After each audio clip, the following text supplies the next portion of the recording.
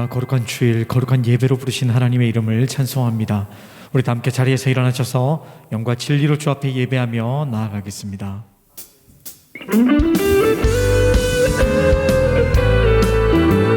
할렐루야. 우리를 구원하신 주님, 주님의 위대하신 이름을 찬송하며 나아가십시다. 갈 길을 밝히 보이시니, 갈 길을 밝히 보이시니 주 앞에 빨리 나갑시다. 우리를 찾는 구주 예수 곧 오라시. 갈 길을 밝히 보이시니, 갈 길을 밝히 보이시니 주 앞에 빨리 나갑시다. 우리를 찾는 구주 예수 곧 오라시네. 죄악 벗은 우리 영혼은 기뻐 뛰며 주를 보겠네. 하늘에 계신 주 예수를 영원히 섬기리. 우리를 오라 하시는 말 기쁘게 듣고 순종하세. 구주를 믿기 지체 말고 속속히 나가세. 죄악 벗은 우리 영혼은 기뻐 뛰며 주를 보겠네. 하늘에 계신 주 예수를 영원히 섬기. 죄악 벗은 우리 영혼은, 죄악 벗은 우리 영혼은 기뻐 뛰며 주를 보겠네. 하늘에 계신 주 예수를 영원히 섬기리. 자, 저는 큰 목소리로 고백합니다. 주 오늘 여기 계시오니 다 와서 주의 말씀 듣세. 듣기도 하며 생각하니 참 진리시로다. 죄악 벗은 우리 영혼은 기뻐 뛰며 주를 보겠네. 하늘에 계신 주 예수를 영원히 섬기. 죄악 벗은 우리 영혼은, 죄악 벗은 우리 영혼은 기뻐 뛰며 주를 보겠네. 하늘에 계신 주 예수를 영원히 섬기. 죄악 벗은 우리 영혼은, 죄악 벗은 우리 영혼은 기뻐 뛰며 주를 보겠네. 하늘에 계신 주 예수를 영원히 섬기리.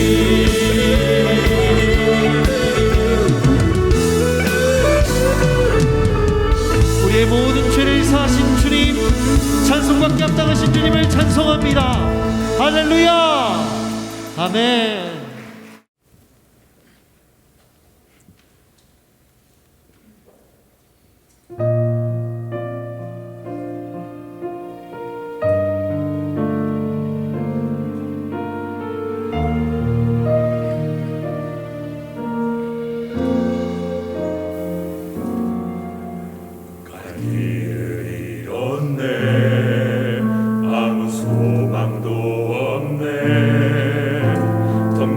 가슴 채우는 것만이 유일한 답인 것처럼 빛을 잃어버렸네.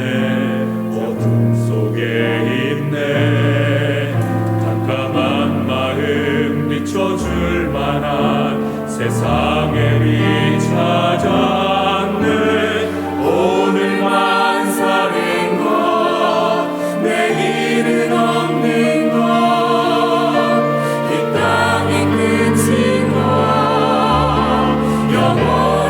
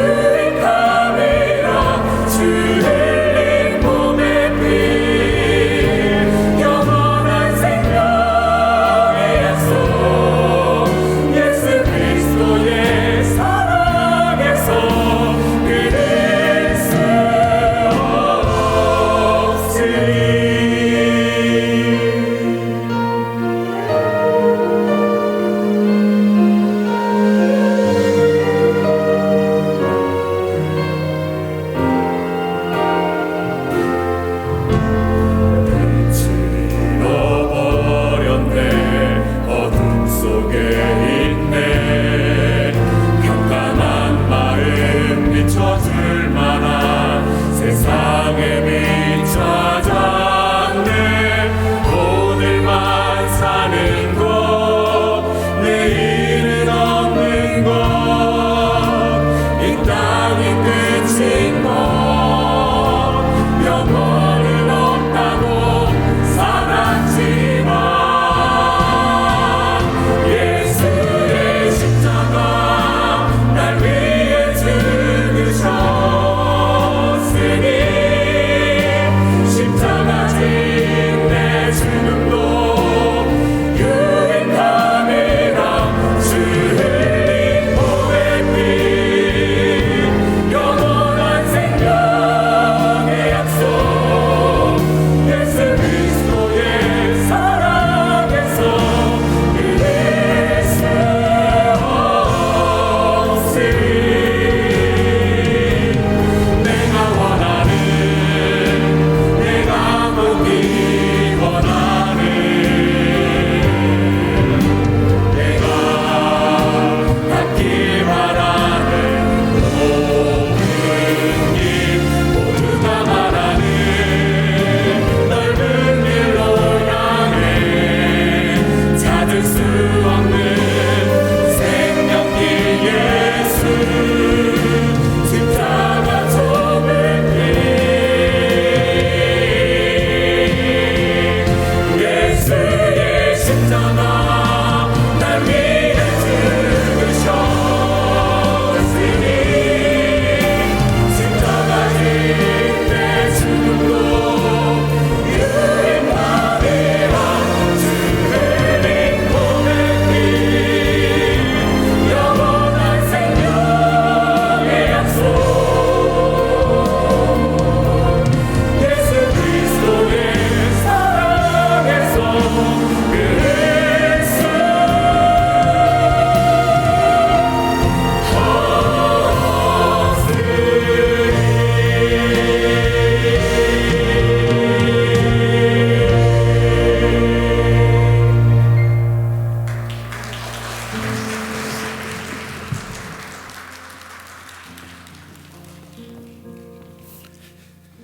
주일 4부 예배로 나오신 여러분들을 주의 이름으로 환영합니다. CGN TV와 유튜브로 예배드리는 모든 분들에게도 동일한 은혜가 함께 하시기를 축복합니다. 옆에 분들에게 한번 인사하겠습니다. 소망의 복음을 굳게 잡으십시오. 소망의 복음을 굳게 잡으십시오. 손을 내밀어 우리 서로를 축복하며 찬양하겠습니다. 성도의 모습 속에 보이는 성도의 모습 속에 보이는 하나님 영상 아름다워라. 존귀한 주의 자녀 됐으니 사랑하며 섬기리. 우리의 모임 중에 우리의 모임 중에 임하신 하나님 영광 아름다워라. 존귀한 왕이 여기 계시니 사랑하며 섬기리. 서로에게 축복의 박수를 드립니다. 하나님께서 오늘 우리에게 주신 말씀은 갈라디아서 1장 13절로 24절의 말씀입니다. 갈라디아서 1장 13절로 24절 말씀, 제가 한 절 여러분 한 절 교독하겠습니다. 내가 전에 유대교에 있을 때 한 행위에 관해 여러분이 이미 들었을 것입니다. 나는 하나님의 교회를 몹시 핍박했고 파괴하려고 했습니다. 나는 내 동족 가운데 나와 나이가 같은 또래의 많은 사람들보다 유대교를 믿는데 앞장섰으며 내 조상들의 전통에 대해서도 매우 열성적이었습니다. 그러나 어머니의 태에서부터 나를 따로 세우시고 은혜로 나를 부르신 하나님께서 하나님의 아들을 이방 사람들에게 전하게 하시려고 하나님의 아들을 내 안에 나타내 보이셨습니다. 그때 나는 사람들과 의논하지도 않았고 나보다 먼저 사도가 된 사람들을 만나려고 예루살렘으로 올라가지도 않았습니다. 나는 곧장 아라비아로 갔다가 다시 다메섹으로 되돌아갔습니다. 3년 뒤 나는 게바를 만나려고 예루살렘으로 올라가서 그와 함께 15일을 지냈습니다. 그리고 사도들 가운데 주의 형제 야고보 외에는 어느 누구도 만나지 않았습니다. 내가 하나님 앞에서 장담하건대 내가 여러분에게 쓰는 이것은 결코 거짓말이 아닙니다. 그 후 나는 시리아와 길리기아 지방으로 갔습니다. 그래서 내 얼굴이 그리스도 안에 있는 유대의 교회들에게는 알려지지 않았습니다. 다만 그들은 전에 우리를 핍박하던 사람이 지금은 전에 그가 파괴하려고 하던 그 믿음을 전하고 있다 하는 소문을 듣고 나로 인해 하나님께 영광을 돌렸습니다. 아멘. 복음은 사람에게서 난 것이 아니라 하나님에게서 난 것입니다. 사람의 어떤 사상, 사람들의 논의나 회의나 토론이나 세미나를 통하여 결정된 것이 아니라 살아계신 하나님, 천지를 창조하신 하나님, 타락한 인간을 심판하시기 전 구원하시기로 작정하신 하나님께서 우리에게 허락하신 것입니다. 사도 바울은 갈라디아서 1장 1절 제일 앞선 9절부터 사람에게서 난 것이 아니라 사람으로부터 온 것이 아니라는 것을 강조함으로써 시작했습니다. 어쩌면 갈라디아서 전체 주저가 이 1장 1절에 담겨 있을 것입니다. 사람에게서 난 것이 아니다. 예수 그리스도의 죽음과 그리고 부활, 성령의 임재하심을 통하여 우리의 죄를 자유케 하시고 우리를 죄로부터 자유케 하시고 우리를 의롭다 하시고 우리가 영원한 생명으로 살아가도록 하시는 이 복음은 사람은 상상조차 할 수 없는 일입니다. 완전하신 하나님의 뜻과 지혜가 아니오는 이 구원의 기쁜 소식은 우리에게 전해질 수 없는 것입니다. 사도 바울은 자신이 전한 복음 이외에 다른 오염된 복음이라 전하며 갈라디아 교회 성도들을 왜곡시키는 이들에 대하여 저주를 말했습니다. 그리고 그들을 너무나 쉽게 따르는 성도들을 책망했습니다.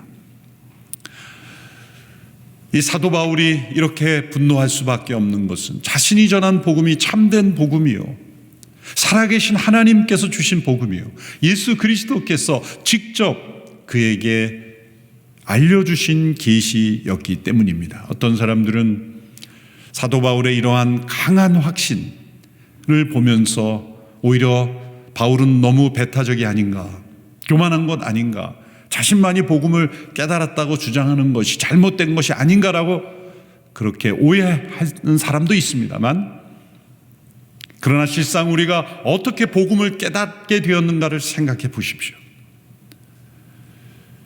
바울 서신서들을 통하여 우리는 복음을 깨닫게 되었어요. 물론 베드로나 요한 서신들을 통해서 일부분 우리가 몇 구절은 알 수가 있지만 복음을 총체적으로 온전하게 체계적으로 논리적으로 깨달을 수 있도록 우리에게 계시의 통로로 사용된 것은 사도 바울이라는 것은 분명합니다. 그렇다고 바울이 기독교를 창시했다는 뜻이 아닙니다. 예수 그리스도께서 바울을 통하여 우리에게 복음을 분명하게 깨달을 수 있도록 전해준 하나님의 뜻이 있었다는 것입니다. 우리 함께 살펴보는 갈라디아서, 로마서, 고린도 전후서, 또 옥중 서신이라고 불리는 에베소, 빌립보서, 골로새서와 같은 이 사도 바울의 서신도를 통하여 우리는 복음이 무엇인가, 하나님께 세상을 구원하시는 예수님의 십자가와 부활의 의미와 성령의 역사심에 대하여 가장 분명하고 정확하게 우리에게 계시해 주시는 통로로 바울을 사용하신 것입니다. 그러므로 사도 바울이 자신이 전한 것 외에 다른 것을 전하는 이들에 대하여 흥분할 수밖에 없었고 분노할 수밖에 없었던 것입니다. 역사상 많은 사람들은 바울이 전한 복음 외에 그 복음을 왜곡시키는 끊임없는 인간들의 시도들이 있어 왔습니다. 갈라디아 교회로부터 시작된 이 싸움은 지금도 지속되고 있어요. 갈라디아 교회의 싸움은 무엇입니까? 예수님을 믿는 것만으로는 불충분하며 인간의 행위, 율법을 지키는 어떤 행위가 보완되어야 한다. 그것은 중세의 교회로까지 이어졌죠. 로만 캐톨릭의 교리로도 이어지고 있는 것입니다. 로만 캐톨릭이 은혜로 구원받는다는 걸 부정하지 않습니다. 믿음으로 구원받는다는 걸 부정하지 않습니다. 오직이 아닐 뿐이에요. 은혜로 구원받지만 인간의 행위, 노력이 더해져야 된다. 그러한 사상 위에 면죄부를 팔았고 인간의 행위를 강조하는 교리를 통하여 연옥이라는 교리를 만들었고 복음을 왜곡시키는 일들이 역사상 있어 왔던 거예요. 중세 교회의 타락은 사실 오직 은혜로만, 오직 믿음으로만 구원 얻을 수 있다는 바울이 전한 복음을 왜곡시켰기 때문에 중세의 교회가 어둠의 시대로 들어갔던 거예요.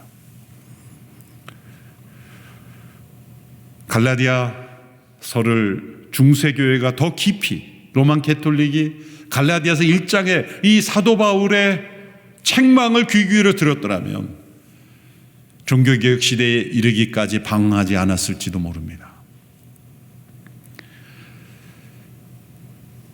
신약시대에 또 복음을 변질시킨 사람들은 이방인 헬라 문화에 젖어 있던 사람들은 플라톤의 이원론에 근거해서 영혼은 선한 것이며 육체는 악한 것이라는 이 플라토니즘에 사로잡혀서 하나님의 아들이 사람이 되셨다는, 육체를 입으셨다는 것, 우리와 같은 몸을 입었다는 것을 받아들일 수가 없었죠. 헬라의 유명한 명언, 사람들의 머릿속에 깊이 사로잡혀 있었던 문장 하나는 이겁니다. 몸은 무덤이다. 소마, 세마. 소마라는 건 몸이고 세마라는 건 무덤이란 뜻이야. 몸은 무덤과 같다.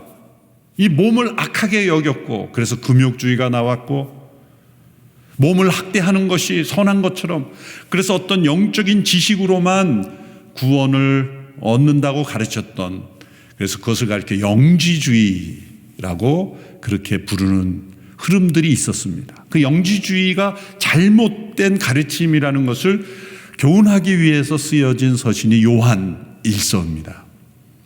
갈라디아서가 율법에 사로잡힌 유대인들로 인하여 잘못된 그 복음을 왜곡시키는 시도에 대한 대응이라면, 요한 1서는 당시 헬라 문화 이방인들에게 있었던 영지주의가 복음을 훼손하는 것에 대한 대응으로 쓰여진 책이 요한 서신입니다.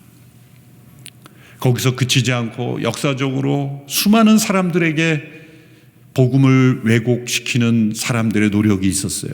예수님께서 배고픈 자를 먹이시고 병든 자를 고치셨다는 그 면만 가지고 사람은 인간의 문제를, 예수님은 인간의 문제를 해결해 주시고 배고픔을 해결해 주시고 병을 고쳐주시는 문제 해결사로서의 예수님만 보여주고, 복음을 십자가와 부활의 진리를 훼손시키고 십자가의 도를 강조하고 자기를 부인하고 고난을 감사히 받는 자기 희생의 복음은 강조하지 아니하고, 내가 지금 원하는 것, 내가 해결하고 싶은 것, 나의 문제를 해결해 주는 복음으로만 복음을 전한 소위 번영복음, 해결복음, 그런 복음으로 왜곡시킨 흐름도 지금까지도 일어나고 있어요.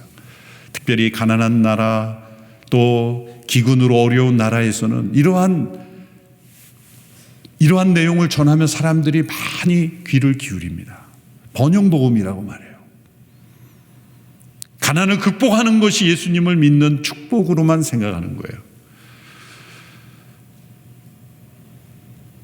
또 남미에서 시작된 해방신학은 예수님을 어떤 혁명적인 분으로, 그 당시에 소위 기득권층이었던 바리새인들과 대제사장 사두개인들이 장악하고 있던 예루살렘의 권력에 대한 저항자로서, 정치 혁명가로서 예수님 그 부분만을 부각시켜서 사회의 여러 계층을 변화시키는 어떤 혁명적 복음으로, 그것을 해방신학이라고 말하죠. 이런 시각이 여전히 우리 교계에도 있어요. 예수님은 기득권층에 대한 저항하시는 분이었으므로 우리도 소위 기득권층에 대해 저항하는 것이 신앙이라고 가르치는 거예요. 이건 이념이지 복음이 아닙니다. 이렇게 예수님의 삶과 교훈의 아주 일부분만을 픽업하여 핀셋으로 뽑아 전부처럼 확대시키는 것이 항상 다른 복음을 만들어내요. 교회의 간판을 내걸고 모여서 예배드리지만, 심지어는 제가 어느 교회 주보에서 부활절에 과거에 어떤 민주화 운동을 하다가 죽으신 분의 그분이 부활의 영으로 이렇게 같이 그분의 일기를 읽는 걸 봤어요. 민주화 운동을 잘못했다는 게 아니라 예수님의 부활절에 그 사람의 영이 우리 안에 부활했다는 것. 완전히 이것은 이단이요 사입인 것이죠. 복음을 왜곡시키는 것이죠. 역사상 이렇게 수많은 복음을 변형시키고 변질시키는 흐름들이 역사 속에 존재해왔어요. 그러니까 이 갈라디아 교회의 교인들을 왜곡시켰던 그런 다른 복음이 중세, 근세, 현대, 지금에 이르기까지 수많은 왜곡된 것들이 교회 안에 존재하고 있어요. 예수님의 십자가의 죽음으로 우리를 죄 익혀서 자유케 하시고, 그것은 어떤 이념적인, 상상적인, 관념적인 것이 아닙니다. 실제 우리의 몸이, 우리의 영이 물들어 있는, 우리의 영혼육이 물들어 있는 죄로부터 자유케 하시는 것이며, 또한 예수님의 부활을 통하여 우리를 의롭다 하시고, 우리에게 부활하신 예수님께서 생명과 의의를 더듬혀 주심으로 우리가 하나님 앞에 의롭게 되고 영원한 나라에 거하는 완전한 구원을 기다리고 있다라는 이 하나님 나라의 복음, 이것을 어떤 인간의 생각과 의견으로 덧붙일 수 없다는 것을 우리는 확신해야 합니다. 그럼 바울은 이것을 어디서 깨달았을까요? 이 지식을 어디서 얻었을까요? 사람에게서 배운 것이 아니다. 나 자신의 경험을 통해서 배운 것도 아니다. 나의 아이디어도 아니고 당시 예루살렘에 있는 사도들로부터 배운 것도 아니고 그 당시의 사람들의 어떤 철학가나 저명한 랍비나 그런 사람들로부터 배운 것이 아니다. 사람에게서 나온 것이 아니다. 오직 살아계신 하나님, 그리고 죽음에서 부활하신 예수 그리스도의 직접적인 계시로 내가 받은 것이다. 그것이 바울이 전한 복음의 순수성, 그리고 그 영적 권위를 강조하려고 지금 갈라디아서를 쓰고 있는 것입니다. 그러므로 내가 전한 복음 위의 것을 전해서도 안 되고 받아서도 안 된다. 그것은 자기 중심적인 어떤 교만이 아니라 실제로 그를 통해서 계시해 주신 그 복음만이 온전한 복음이기 때문인 것입니다. 그래서 부득이하게 사도 바울은 자기 자신의 이야기를 할 수밖에 없었습니다.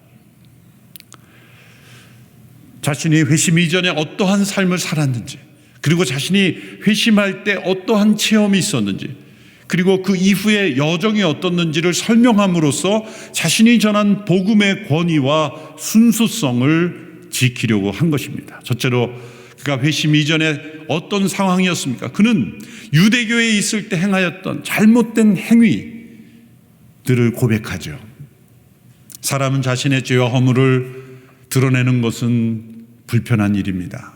사도 바울도 자신이 과거에 예수님을 만나기 전에 어떠한 삶을 살았는지를 말하는 것이 즐거울 리가 없습니다. 그러나 그는 여러 번 그것을 강조했어요. 자신이 어떤 사람이었는가를. 그는 바리새인 중에 가장 위대한 바리새인이 되기를 원했고, 열심히 공부했고, 율법 학자가 되기를 원했고, 자신이 알고 있는 지식에 근거하면 예수님을 하나님이라고 인정하는 것은 유일하신 하나님에 대한 도전이요 신성모독이라고 생각했기 때문에 예수님을 따르는 이들을 세상에서 제거해야 된다라고 그는 믿었습니다.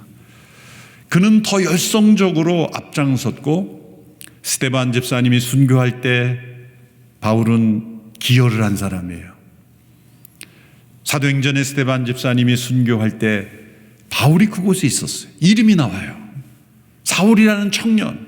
사울이라는 것은 이 히브리식 이름이고, 바울이라는 것은 헬라식 이름이에요. 그래서 이방인에게 복음을 전하는 데 있어서 바울이라는 이름을 주로 사용하게 되고, 그가 유대 교회에 있었을 때의 이름은 사울이라고 이렇게 이름을 분리해서 사용하게 되는 것입니다.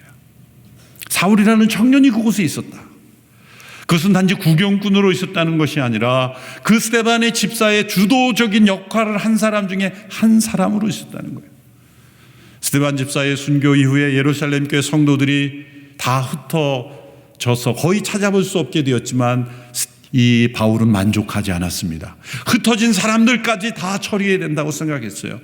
그래서 그는 저 다마스커스, 다메섹까지 찾아가서 예수님 믿는 사람을 끌어오려고 했습니다. 250km 떨어진 일주일 정도 되는 거리까지 그는 찾아가려고 했던 겁니다. 그것도 대제사장이 지시해서 너가 열심히니까 거기까지 가서 사람들을 잡아오라고 지시한 게 아니라 바울이 기한을 한 거예요. 계획을 한 거예요. 그래서 대제사장의 허락을 받고 결제를 받고 간 것입니다. 얼마나 열심인 사람입니까? 어떤 바리새인들보다도 가장 철저하고 열심히 있게 예수님 믿는 사람을 세상에서 제거해야 된다라고 생각했던 사람이에요. 그리고 행동에 옮겼던 사람이었습니다. 자신이 그런 사람이었다. 그걸 왜 밝힙니까?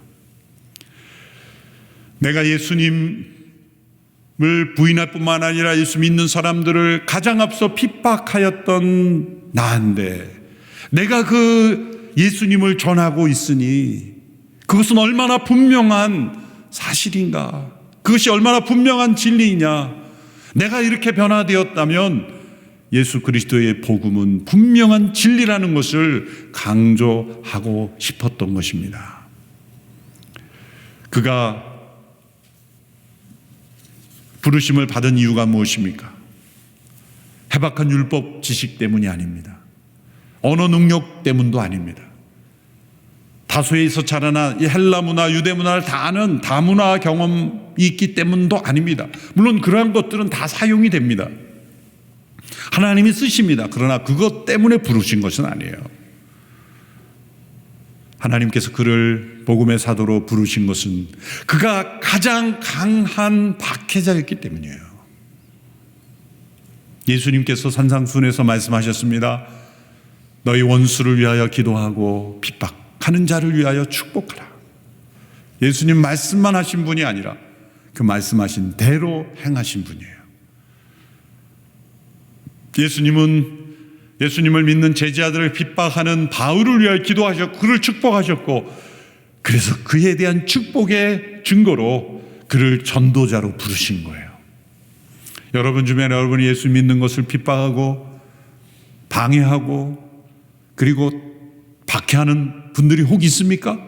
기대하십시오. 하나님께서 증거자로 부를 가능성이 높은 사람이에요.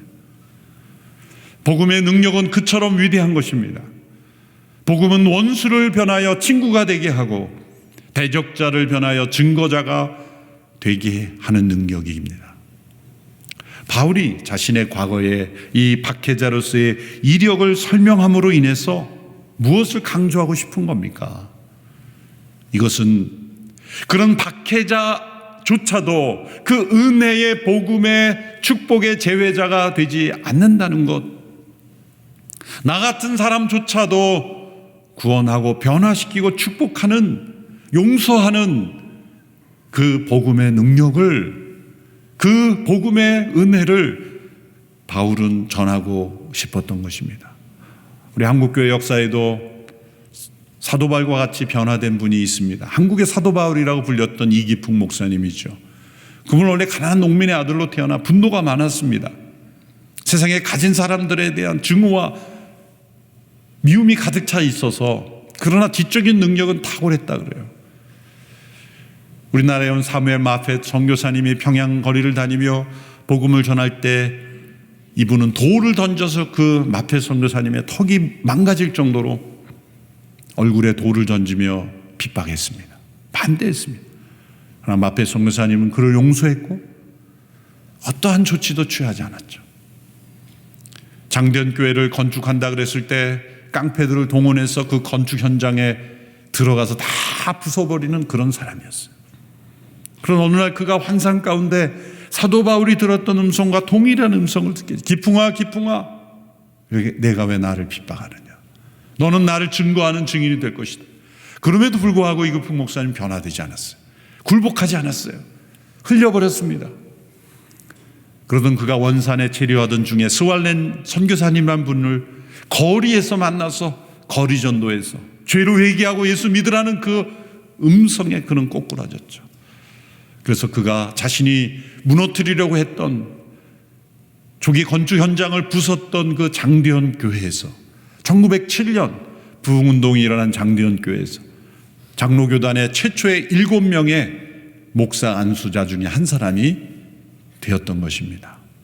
그래서 그분은 대한민국 전역을 다니며 저 제주도에 이르기까지, 제주도에 가면 이기풍 목사님 선교 기념관도 있어요. 대한민국 전역을 다니며 복음을 전했습니다. 이처럼 가장 강한 박해자를 변화시켜서 전도자로 바꿀 수 있는 세상에 지식은 있습니까? 세상에 어떤 지식이 박해자를 전도자로 바꿀 수 있습니까? 세상에 어떤 고상한 지식이 반대자를 축복하며 그를 도리어 증거자로 바꿀 수 있습니까? 그것은 오직 십자가의 복음뿐입니다. 하나님의 구원의 복음뿐입니다. 자신의 변화를 통하여 이 복음의 진실함을 증거하는 거예요. 두 번째, 자신이 회심할 때의 경험을, 상황을 말하죠. 부활하신 예수님께서 직접 자신에게 찾아오셔서 가르쳐 주신, 직접 만나서 받은 계시라는 것을 설명함으로써 복음의 권위를 지키고 있는 것입니다. 13절, 14절, 15절, 16절은 아주 대조를 이루죠. 13절, 14절에서 바울은 말합니다. 난 하나님의 교회를 몹시 핍박하였고 파괴하려고 했습니다. 나는 내 조상들의 전통에 대하여 매우 열성적이었습니다. 그러나 어머니의 태로부터 나를 택하여 은혜로 나를 부르신 하나님께서 그 하나님의 아들을 내 안에 나타내 보이셨다. 모태로부터 나를 부르신, 은혜로 나를 부르신 하나님이 그 하나님의 아들을 내 안에 나타내 보이셨다. 16절에 보면 바울이 아주 독특한 표현을 사용하는데 16절을 같이 한번 읽어보겠습니다. 시작. 하나님의 아들을 이방 사람들에게 전하게 하시려고 하나님의 아들을 내 안에 나타내 보이셨습니다. 다메섹 도상에서 그는 강렬한 빛과 함께 앞을 보지 못할 정도로의 강렬한 빛과 음성을 들었죠. 그래서 꼬꾸라졌죠. 그가 무너진 겁니다. 이게 무슨 현상인가? 내가 핍박했던 예수님이 살아계시는구나. 그 부르심을 들은 것만이 아니라는 거예요. 그 예수님께서, 부활하신 예수님께서 성령 안에서, 바울 안에서 나타나셔서 바울로 하여금 복음을 깨닫게 하셨다는 거예요. 알려주셨다는 거예요. 고린도서 4장 6절에서는 이러한 체험을 이렇게 고백합니다. 예수 그리스도의 얼굴에 있는 하나님의 영광을 아는 빛을 그 마음에 비추어 주셨다는 겁니다. 여러분, 우리가 복음을 깨닫는 것은 지식으로서가 아닙니다. 하나님께서 빛을 우리 마음속에 비춰주시는 거예요. 우리 안에 부활하신 주님께서 임하셔서 성령 안에서 그것을 깨닫게 하시는 거예요. 인간의 논리로는 어떻게 이것을 깨달을 수 있습니까? 인간의 지식으로는 이것을 도무지 이해할 수 없는 것입니다. 하나님의 아들이 우리를 구원하시려고 사람이 되셔서 우리를 대신하여 죽으셨다는 것, 죽음에서 부활하심으로 우리를 그분과 같은 영원한 몸을 입은 자로 변화시킴으로 새하늘과 새 땅에서 하나님의 온전한 나라를 이루신다는 것을 어찌 인간의 과학적 지식으로 다 헤아릴 수가 있겠습니까? 불가능한 것입니다. 그런 하나님의 아는 지식을 우리의 마음속에 비춰주시고 그 하나님의 아들을 우리 안에, 내 안에 나타내 보여주심으로 우리는 부활하신 주님을 만나게 되는 것입니다. 그분으로부터 배우게 되는 것입니다. 그리고 배운 대로 확신하게 되는 것입니다. 사도 바울이 이렇게 복음을 깊이 주님께로부터 배우면서 하나님에 대한 이 깊은 지식과 자기를 아는 지식이 점점 더 깊어집니다. 예수님을 바로 믿게 되면 두 가지 지식이 깊어져요. 하나님을 아는 지식이 깊어지고 자기를 이해하는 깊이가 깊어집니다. 사도 바울이 오늘 15절에서는 어머니의 모태로부터 나를 부르셨다고 고백하고 있어요. 갈라디아서는 비교적 초기에 쓰여진 서신입니다. 어떤 분은 제일 먼저 쓰여졌다, 아니다, 두 번째다, 세 번째다. 그 순서는 정확하게 확신할 수 없지만 분명한 것은 초기라는 거예요. 사역 초기에. 그런데 후기에, 사역 후기에 쓰여졌던 옥중서신, 특별히 에베소서 1장에 보면 바울은 이렇게 고백합니다. 창세 전에 그리스도 안에서 나를 택하셨다. 어머니의 모태로부터 나를 부르셨다. 모태까지만 생각했는데 이제 복음 안에서 그 지식이 깊어지니 이제는 창세 전에 나를 이미 택하셨구나. 얼마나 신비로운 지식의 깊이입니까? 자신은 어떻게 이해합니까? 사역 초기에는 그는 모든 사도들보다 지극히 작은 자라고 말해요. 또 만삭되어 나지 못한 자라고 말해요. 그런데 후반기에 갈수록 그는 죄인 중에 내가 가장 큰 괴수 같은 죄인이라고 말해요. 사도 바울이 사역하면서 이전보다 죄를 더 많이 져서 그런 고백을 하는 것은 아닙니다. 우리가 빛 가운데로 나아가면 나갈수록 나의 죄를 더 깊이, 더 분명하게 보게 되기 때문이에요. 어둠 속에 있을 때는 내 몸에 어떤 먼지가 묻어 있는지 어떤 흠이 있는지 잘 보지 못해요. 빛 가운데 나가면 내 몸에 묻어 있는 먼지가 더 분명하게 나타나듯이 빛이신 하나님께 더 가까이 나가면 나갈수록 하나님을 아는 지식이 깊어지면 깊어질수록 그것과 연하여 우리 자신을 아는 내가 얼마나 죄 가운데 있는지, 나를 사로잡고 있는 죄가 얼마나 무서운지를 뼈저리게 느끼는 겁니다. 그래서 오직 십자가가 아닌, 십자가에서 나를 용서하시고 값없이 의롭다 하시는 그 복음이 아니고는 내가 도무지 구원받을 수 없고 변화될 수 없다는 것을 절실히 깨닫는 것, 그것이 사도 바울 자신을 통해서 우리에게 전해주고 있는 것입니다. 우리에게도 그런 은혜가 있게 되기를 바랍니다. 예수 그리스도의 십자가 앞에 나아갈수록 우리는 하나님 그분이 얼마나 놀랍고 위대하시며 선하시며 능력 있으신 분인지를 알게 됩니다. 동시에 내가 얼마나 깊은 죄 가운데 있는 영혼인지, 십자가가 아니라면 내가 도무지 용서받을 수 없는 자라는 것을 더 깊이 깨닫게 되기를 바랍니다. 셋째로 그가 회심 이후의 여정을, 그 상황을 고백하죠. 부활하신 예수님을 만난 후에 자신이 어떤 여정을 보냈는지를 설명하는 것이 복음의 권위를 지키는 것과 연관이 되어 있다는 것입니다. 그래서 17절 이하에 보면 자신이 예수님 만난 이후에 어느 지역에서 누구를 만나고 어떤 정도의 기간을 체류했는지 자신의 여정을 자세하게 자서전적으로 기록하고 있어요. 왜 이 기록이 필요할까요? 이것은 자신이 어떤 사람으로부터도 배운 지식이 아니라는 거예요. 복음이 어떤 그 시대의 사상으로 연결되어 받은 것이 아니라는 거예요. 오늘날 복음을 변질시키는 이 자유주의 신학자들, 자유주의 신앙의 사람들이 어떤 식으로 바울이 전한 복음을 왜곡시키는지 아십니까? 바울은 그 시대에 영향을 받았던 사상일 뿐이므로 오늘은 우리 시대에 새로운 복음을 만들어야 된다는 식으로 왜곡시키는 거예요. 그것은 바울이 지금 그것을 무너뜨리는 겁니다. 바울은 그 시대의 사상과 철학과 문화, 역사에 영향받은 것이 아니라는 거예요. 구체적으로 말하면 예루살렘 사도들이나 그 누구도 내가 전한 복음에 영향을 미친 것이 아니다. 사람에게서 나온 것이 아니다. 그것을 강조하고 있는 것입니다. 그래서 자신의 세 가지 알리바이를 제시하죠. 첫 번째 알리바이는 회심 후에 곧바로 아라비아로 갔다는 것입니다. 17절의 말씀을 보십시오.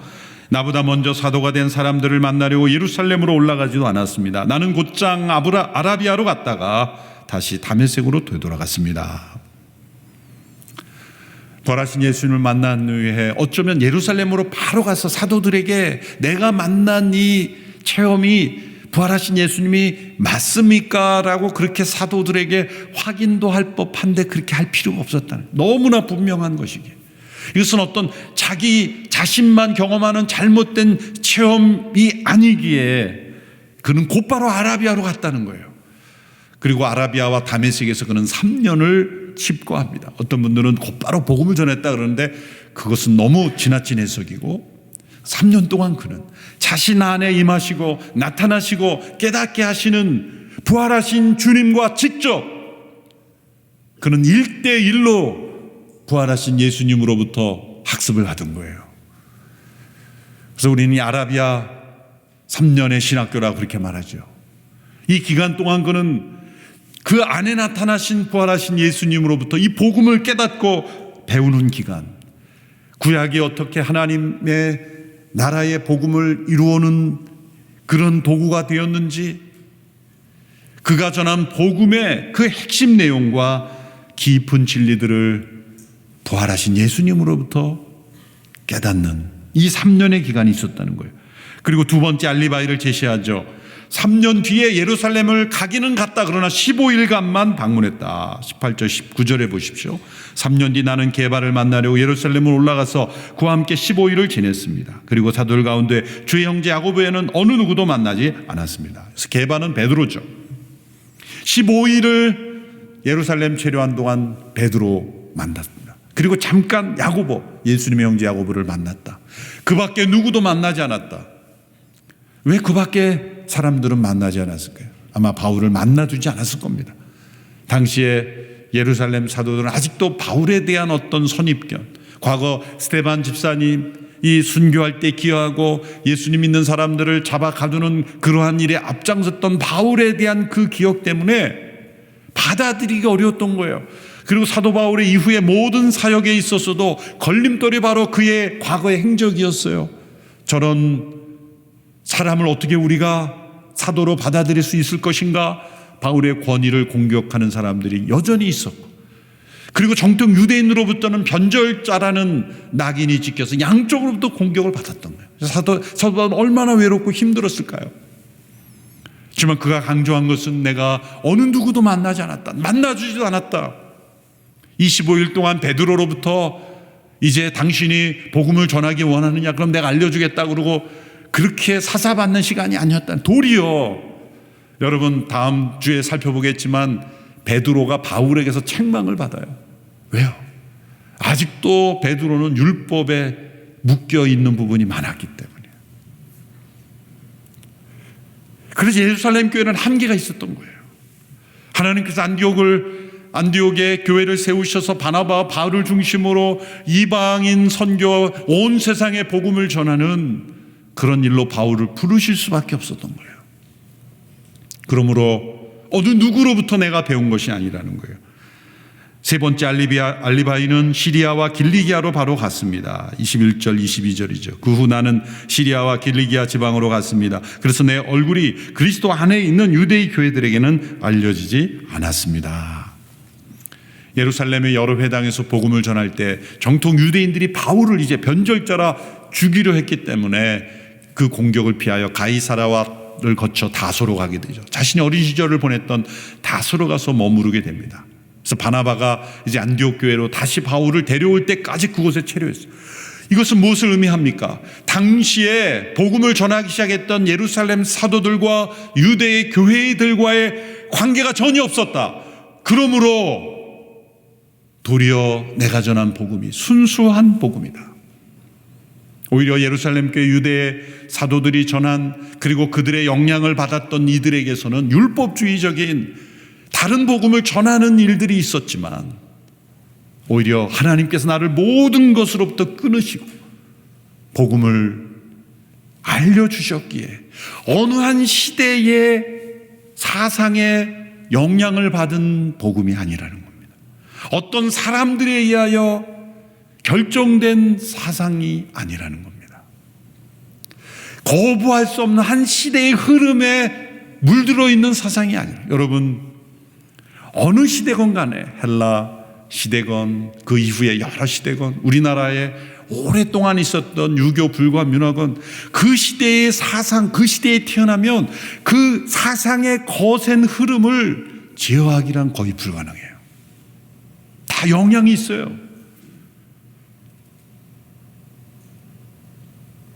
태양이 돈다고 믿었던 그 시대에 지구가 돈다라고 발표했던 사람을 이단으로 처형했던 그 시대예요. 모두가 다 지구가 중심이고 태양이 돈다라고 생각했던 시대에 그걸 뒤바꾼다라는 게 얼마나 어려운 것입니까? 그처럼 한 시대의 흐름의 사상을 뛰어넘는다는 것은 하나님으로부터 오는 계시와 진리가 아니면 불가능해요. 오늘 이 시대에 이 세상을 휩쓸고 있는 거대한 인본주의, 무신론, 유물론, 진화론적인 사고가 만연해 가고 있어요. 대표적인 게 뭡니까? 이 진화론적 사고는 보세요. 사람과 비슷한 동물들이 많이 나타나요. 대륙에 원숭이도 있고 막 이런 걸 보면 저렇게 덜 성숙한 모습에서 더 성숙한 모습으로 이렇게 발전되어 가는구나라고 생각을 해요. 착각입니다. 왜일까요? 하나님께서 세상을 창조하실 때 인간을 하나님의 형상대로 지었어요. 그래서 인간이 보고 듣고 느끼는, 결정하는, 계획하는 이 기능은 하나님의 형상의 일부를 넣어주신 거예요. 하나님이 우리처럼 몸이 있다는 게 하나님의 영이시지만 듣고 보고 의사결정하고 계획하고 실행하는 이 모든 인격적인 기능이 하나님 안에 있는 일부를 우리에게 넣어주신 거예요. 그리고 피조물을 창조하실 때는 인간의 형상의 일부를 넣어주신 거예요. 물론 순서적으로는 동물이 먼저 창조되었고 인간이 마지막이지만 하나님의 계획에서는 인간이 먼저고 동물이 나중에. 그래서 인간 안에 있는 이 기능들, 움직이고 또 반응하고 하는 모든 기능들을 동물들에게 다 왜 그럴까요? 그래야 인간이 통치할 수 있기 때문이에요. 딱 보면 인간이 더 고등적인 존재로서 이 동물 안에 있는 여러 기능들이 어떻게 반응할지를 알기 때문에 동물을 통제하잖아요. 그 무서운 호랑이, 사자, 모든 동물들도 인간이 어떻게 통제할까요? 왜? 인간 안에 있는 일부의 형상을 하나님이 동물들에게 통치하라고 넣어주신 거예요. 근데 인간은 거꾸로 그거를 그 동물들에게서 인간이 되었다. 얼마나 어리석은 생각이에요. 그런 진화론적 생각을 전 세계 교과서에서 다 가르치니 그 속에서 자라난 우리의 자녀들이 하나님을 인정하겠습니까? 그러나 예수 그리스도의 계시를 통해 직접 바울이 받은 이 복음을 통해서 창조주 하나님을 깨닫게 되고 인간을 보게 되고 세상을 보게 되면 진리를 깨닫는 거예요. 어떻게 우리가 이 진화론의 유물론적인 그리고 인본주의적인 이런 시각을 어떻게 우리가 벗어날 수 있었습니까? 그것은 예수 그리스도로부터 직접 계시받은 바울이 전한 복음을 통해서 우리는 이 모든 인간으로부터 오는, 인간들이 만들어낸, 인간들이 주장하는 모든 생각과 사상을 뛰어넘어서 하나님의 진리를 깨닫게 되는 것입니다. 그러므로 사도 바울을 통해서 우리에게 전해주신 이 복음이 바른 복음이요, 우리가 붙잡아야 될 진리이며 인간을 구원하는 하나님의 은혜의 복음임을 확신해야 하는 것입니다. 이 복음 안에 우리의 믿음이 바로 세워지기를 바랍니다. 세상의 어떤 인본주의 사상 철학도 보다도 더 강력한 하나님의 능력임을 확신하시기 바랍니다. 여러분, 베스트셀러 너무 믿지 마세요. 세상의 학자들이 베스트셀러라고 다 보면 그거 보면 다 인본주의, 진화론, 유물론 다 마찬가지예요. 베스트셀러는 나오는 족족 사 읽으신 분이 바울 서신은 안 읽어요. 바울이 섭섭할 거예요. 나도 책 한 권 썼는데, 난 읽기 좋으라고 짧게 썼는데 그 두꺼운 몇백 페이지는 열심히 읽으면서 6장이면 다 읽는 내 서신은 안 읽는다니. 바울 할아버지가 섭섭해할 겁니다. 바울을 통해 주신 이 복음을 우리가 더 깊이 확신하고 깨닫고 믿음 안에 거하는 우리 모든 성도들이 되기를 축원합니다. 기도하겠습니다. 하나님 아버지, 가장 심한 박해자조차 가장 충성스러운 전도자로 변화시키는 이 은혜의 복음, 용서의 복음, 능력의 복음이 우리에게 주신 복음인 줄로 믿습니다. 이 복음을 믿고 확신하고 거하며 우리의 삶이 변화되게 하여 주시옵소서. 예수님의 이름으로 기도하옵나이다. 아멘. 다 같이 일어나서 봉헌 찬양 하나님 앞에 드리겠습니다.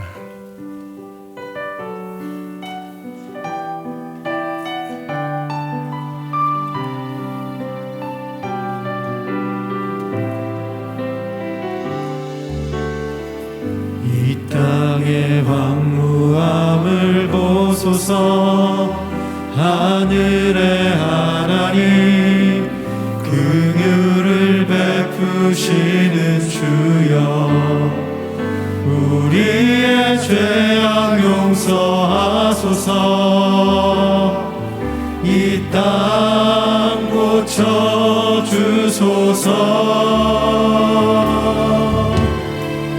이제 우리 모두 하나 되어 이 땅에 무너진 기초를 다시 쌓을 때 우리의 우상들을 태우신 성령의 불이 마소서. 부흥의 불길 타오르게 하소서. 진리의 말씀 이 땅 새롭게 하소서.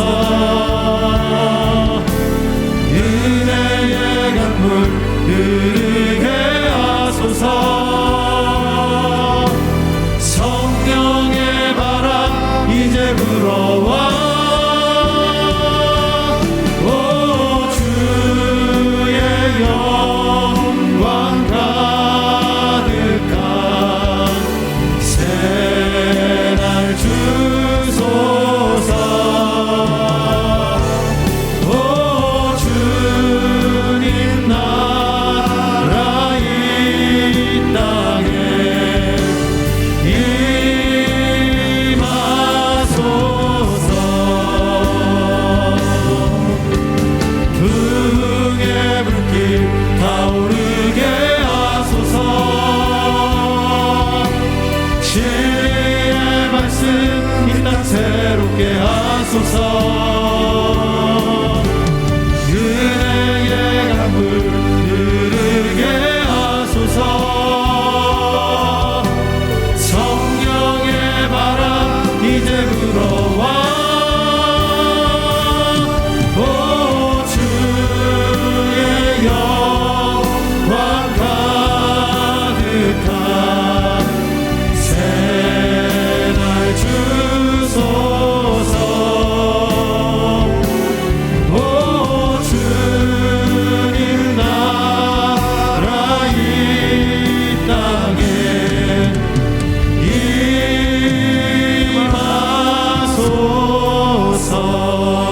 임하소서. 아버지 하나님 감사합니다. 박해자로 전도자를 만드시고 새롭게 하신 하나님께서 죄로 말미암아 원수된 우리에게 그 참복음 듣게 하시고 주님의 자녀 삼아 주신 것 감사를 드립니다. 우리 안에도 예수의 영으로 날마다 부어주셔서 주님 안에 나 자신을 깨닫고 하나님을 알고 이 땅 가운데 예수 그리스도의 참복음을 드러내는 하나님의 백성 그리스도의 증인의 삶을 살게 하여 주시옵소서. 오늘도 주님의 은혜에 감사함으로 주님 앞에 예물을 올려드립니다. 드린 손길마다 주의 영으로 충만케 하시고 이물질이 사용되는 곳마다 예수 그리스도 생명의 참 복음이 온전히 증거되게 하여 주시옵소서. 이제는 우리 구주 예수 그리스도의 은혜와 하나님 아버지의 사랑하심과 성령의 교통 역사하심이 예수 그리스도의 참된 복음, 그 복음으로 날마다 이 땅 가운데 하나님의 그 은혜와 그 사랑을 증거하며 살아가기 원하는 머리 숙인 주의 백성들 위에와 주의 몸된 교회 위에 땅끝에서 그 복음을 전하시는 선교사님들 위에 이제로부터 영원토록 함께 하옵시기를 간절히 축원하옵나이다. 아멘.